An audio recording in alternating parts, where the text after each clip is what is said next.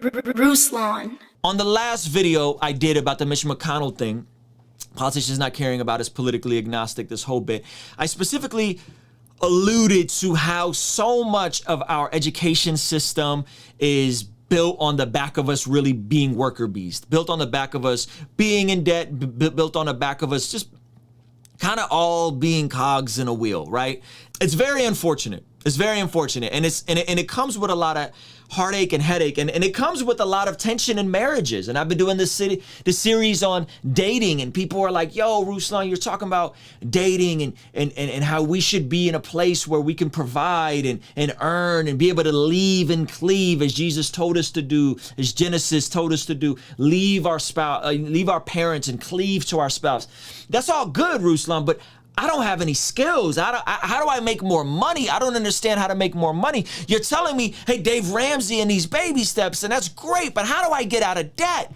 How do I get out of debt? And Ruslan, you're over here and you're making this, you're doing this YouTube channel, you're making music, and your life seems plush, and a lot of y'all ain't not understanding how dark my past was, how heavy my testimony was, right? How much I had to overcome just to get to this place. And so you guys are sitting here and you're like, yo, Ruslan, that's all cool. And that's dope that you're politically agnostic, and that's dope that you're debt free, but I don't even know what I'm good at. And I started getting all these DMs today. I don't even know what I'm good at. How do I make more money? I don't even know what I'm good at. I don't know what I'm passionate about. And yesterday, if you were watching my video yesterday, I said it's not about what you're passionate about. I said it's what you're good at, how you can add value, and where's there room in a marketplace, and what you're passionate about. I'm going to double down on that today. And a lot of you guys who are in debt, a lot of you guys that are trying to make lifestyle changes, the issue is that you're in a place where you want to do it, but you just don't know how. And the truth is that so many of us have worked, you know, kind of Joe jobs. I was working at the YMCA making like $8 an hour, right? Thought it was cool because I was working 30 hours a week in a studio, and I was like, yo, this is my passion. I get to work 30 hours a week in a studio. And then I was like, yo, I'm working with adults with developmental disabilities, which was super fun. And I was actually very passionate about it. It was one of the coolest jobs I had, but it just didn't pay me anything. I think I was making $2,000 a month, right? About 10 years ago, I was making $2,000 a month. All along, I had my side skills. What were my side skills? Well, I knew how to use a computer and how to type, because I took typing classes, so I knew how to maneuver around a computer. I took that skill and I skill stacked it with learning how to record, mix, and produce music. So now, 2006, 2007, 2008, I'm releasing music, but I'm kind of popping, so I'm also doing music for other people. So I'm producing for a lot of other people. I'm making beats for a lot of people. I was making better money than I was at my job doing that. Then I took that same skill of learning how to use a computer, learning how to use the internet. Now I'm making music. Now I'm making beats. I skill stacked that skill into learning video and design and Photoshop and Illustrator. And then that's how I landed at my last job at my church, where I was working with, I was working in the media department, and I was making very good money in the media department. Now, this isn't so much about me as the principles that I'm about to lay out here, which again is going to be very challenging. So, a lot of misconceptions that are told to us now is, hey, you just need to discover what you're good at. Hey, you just need to follow your passion. And I remember listening to Dave Ramsey, and this verse came up. And it convicted me. It cut me so deep because I was really trying to be a full-time rapper, which I ended up becoming. But this verse right here, it says, those who work their land, this is Proverbs 12:11. It says, those who work their land will have abundant food, but those who chase fantasies have no sense. Okay? Those who work their land will have abundant food, but those who chase fantasies have no sense. Okay? Those who work their land will have abundant food, will have extra food. Those who chase fantasies have no sense. And I said, yo, is this music thing a fantasy? Am I chasing a fantasy as I'm trying to pursue being a rapper and all these things? Is it a fantasy, or is this my land, right? And this verse is so crucial that it came up twice. Proverbs 28:19. He says it again. Solomon says it again. He says, those who work their land will have abundant food, but those who chase fantasies will have their fill of poverty. One of the things that we're taught in society is to use follow your passions, right? Follow your passions. The truth is that your passion may be a fantasy. And I talked about the story of me being passionate about basketball, but just never being good at it. I was passionate, but I wasn't good at it, right? And having to find what was I good at that I could be passionate about. So I'm going to expose you guys to somebody here in a sec named Mike Rowe. Okay, Mike Rowe. And he's going to share some stuff with you that is going to challenge some of you, right? Is going to challenge some of you. Mike from Dirty Jobs. Okay, now check out this clip. You have to have passion, absolutely. Do you have to rely upon it to drive you? No, I don't think so. I think that there's a great case to be made for the cold, hard, unglamorous calculus of practicality. When you follow your passion, when you follow your dream, when you grow up being told that you're a precious little snowflake and all you have to do is look inward and identify that thing in you that you want more than anything else, that's a trap. He says you have to have passion, he says, but don't pursue your passion, pursue the opportunity and take your passion with you. Did you catch that? Don't pursue just your passion, pursue the opportunity and take your passion with you. My initial passion was I thought I was going to be a professional basketball player. And he's talking about folks wanting to be astronauts. And he said, hey, statistically, it's not in your favor. Why? Because there's only about 100 astronauts. There's only I believe 1,000 people in the NBA, or maybe I think it's 1,000 people in the league, less people in the NBA. Statistically speaking, it's the odds are stacked against you, right? And so don't just follow your passion, follow the opportunity. And so as I'm talking to a lot of you guys, what I don't want to do is put off this message of like, figure out what God made you for and just follow that. If you're in debt right now, personal debt, I'm not talking you got a mortgage, I'm talking about you are in personal debt right now and your overhead is through the roof and you got a bunch of student loans. I'm not waiting on Joe Biden to write off my student loans, okay? I'm not waiting to go into bankruptcy, okay? I'm not waiting on UBI, even though I was a proponent of Andrew Yang, right? There are a gang of jobs right now. They're called dirty jobs. They're called new collar jobs that make six figures or can make six figures that they are having extreme difficulty filling. Trades jobs, plumbers, right? People who work in different industries where you're working with your hands and they're having trouble, locksmiths, like all these different jobs that they can't get people to take. Well, because right now a lot of people are also on unemployment or were on unemployment making more money. But because our society is repeatedly been force-fed this notion of find your passion and pursue that, not understanding all the different variables that come into that. But I propose another option. Don't just bury your option, but bury your passion. No. Take your passion where the opportunity is.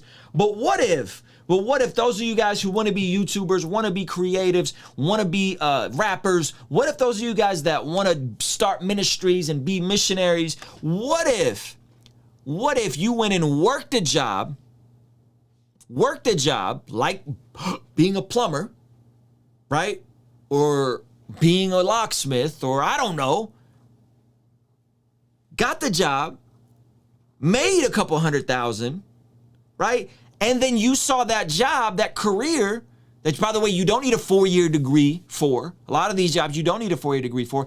And you took that income and you viewed that job as your venture capitalist, your angel investor to start your own business, right? What if that was our mentality? Guys, I'm not talking about people who are disabled. I'm not talking about people who are mentally incapacitated. I keep saying this at the beginning of the streams. I'm specifically talking about people in Western America who are of able-bodied and of sound mind. Okay, that's predominantly who my audience is. That's who I'm speaking to. I'm not talking about people on fixed incomes. I'm not talking about people who, right? That's not what I'm talking about.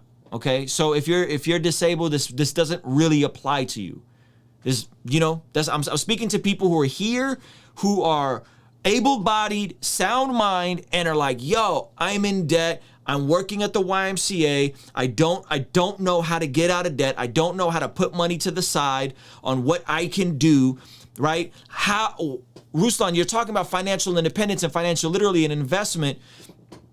How do you do that? Right? How do you do that? And I go back to that passage. Thank you for sharing that passage. 1 Thessalonians 4:11, make it your goal to live a quiet life, minding your own business and working with your own hands, just as we instructed you before. Right? So what if instead of just following your passion, following your dream, trying to tell God about your dream and trying to get him in on your dream, what if you said, God, what do you want me to do in this season? What do you want me to do in this season? If you want to go to college and be a teacher, God bless you. Go be a teacher. You want to go be a lawyer? God bless you. Go be a lawyer. Whatever you want to do. I'm not mad at anybody. But go and get in and out of college. Don't trick off your 20s trying to have the college experience, dating a bunch of people, doing whatever you want, right? And then waking up at 25, $150,000 in debt, disoriented, right? Confused. Why you're living at the poverty line, even though you're making 60 grand a year, because all of your money is going out to your student loans and your car note and all the goofy decisions you made when you were 20, right? Or go find one of these dirty jobs and say, God, what do you want me to do in this season? Do I need to just go work? Do I need to just go develop some skills? Now, I'm talking blue collar, new collar jobs. There's also those of you guys that are extremely tech savvy that can learn how to help businesses build up their Instagram and build up their TikTok page and help them figure out their Facebook advertising strategy and figure out how to do their e-commerce with Shopify. I just had somebody reach out to me the other day, somebody that has a business, a brick and mortar business that's doing extremely well, 6-figure entrepreneur. He's reaching out to me. Hey, can you help me get my Shopify and e-commerce set up? I said, I can't, because you can't afford me. I said, maybe my wife can. And so my wife is going to charge this business owner $35 an hour, right? On the side, like amongst all other things. And it's not going to take her like to learn anything else. Why? Because she's just done it for our business, right? That's a legitimate skill set, right? So I'm not saying go do a blue collar job, a new collar job, a teacher. I'm saying this notion that you have to be a slave to the system. And I use that slave not in a historical American context. I mean in the sense that you need to be dependent on somebody to feed you, tell you what to do, tell you how to think, indoctrinate you into their way of thinking, right? And then you give me these excuses about, hey, I can't be celibate because, the average person's 29 when they get married and they're in debt and it's so hard. Okay, yeah. Well, maybe if you didn't buy the entire junk that everybody's been told, maybe there's a different way. Maybe there's a different way, right? And this is an endorsement of everything Mike Rowe says or anything like that. This is just to say, hey, maybe we've overemphasized passions above practicality, right? Maybe we've overemphasized things that aren't really that necessary. And by the way, I love working with my hands. Like, I'm sitting down all day. When I go out and do some yard work, which I'm terrible at, I enjoy it. And guess what? You can enjoy it too. You can find things that you don't necessarily like and enjoy it, right? And so if you don't want to work a $15 an hour job, who says you have to? You're waiting on them, the people who don't care about you. We've already established the government doesn't really care with this whole Mitch McConnell not passing the stimulus. We've established they don't care about you. You're going to wait on these people to cancel your student loans, to give you a $15 minimum wage, to send you a UBI check. No, why? For what? For what? Maybe if we didn't spend our 20s tricking off and following our desires and chasing fantasies, and we said, yo, if I'm going to college, 18 to 22, I'm done. 22, I'm out of there. If I can't get it done in 4 years, I'm not fooling with it, right? Maybe if we say, hey, we're not going to just aimlessly date random people because we're lonely. No, if I'm going to pursue somebody, I'm going to be in a space, in a mental, emotional, spiritual space where I can see myself marrying this person. If not, I could just be friends and keep it pushing. I don't need any more distractions. So this is like, it's not about Christian dating. I don't know if I can I date on Tinder? Can I do this? Or should I go to college? No. Think critically. I'm not going to give you all the answers because I don't got all the answers for your situation. Right? I'm speaking, think critically. The issue with a lot of this stuff is school has indoctrinated us what to think instead of how to think. So we're sitting here trying to find somebody. Oh, maybe I could go to, I don't know, Paul and Morgan. Maybe they can give me the answers. Maybe Ruslan give me the answers. Maybe, ain't nobody gonna give you the answers but Jesus. And Jesus ain't just gonna give you all the answers for your life like that because it'll overwhelm you and freak you out. He's gonna reveal it to you. He's gonna let you use wisdom. He's gonna let you fall on your face a little bit. He's gonna, right? He's gonna let you go through some junk to get to where you need to get to. But it's not an easy process, man. So, hey, if you're able-bodied, if you're of sound mind, okay, and you don't like your situation, remember, I was with you in 2008, and I said, I have to do something else. And instead of me trying to pursue being some famous rapper, you know what I did? I started selling beats. I started mixing for other people. I started doing features, right? I started helping other artists that I could monetize, partnering with other artists to make money off of. And then when I got tired of doing all that, you know what I did? I said, hey, I've been in ministry, I've done all these other things, and I don't really talk about my faith, and I don't really teach the Bible. Let me switch it up on YouTube. And then all of a sudden I switched it up and boom, my YouTube exploded. There are months recently that I've made more in 1 month than I did the entire first year I was married. I'm not exaggerating. Now, granted, we got to factor in inflation and all that kind of stuff, right? So, if you're not happy with where you're at, if you're hurt, if you're angry, if you're sad, great. Let's channel that energy and make a plan. Let's figure this thing out. If you got a great income, awesome. Jump into the Baby Steps by Dave Ramsey. Super cool. Just jump right in. Save that first $1,000 emergency fund. Get on that baby emergency fund immediately. Sell off some junk you don't need. I be selling stuff all the time. I got so much equipment. I sell stuff all the time, right? Sell some stuff you don't need. If you don't have a good income, you got to figure out that if you got a pile of debt and you don't have a good income, you got to figure that out. You might need to switch it up and find a different income. I know that doesn't sound sexy. I know you want to go build that YouTube page. But if you got a pile of debt, you need a big shovel. So maybe you need to go be a plumber for 2 years. I don't know. Figure it out.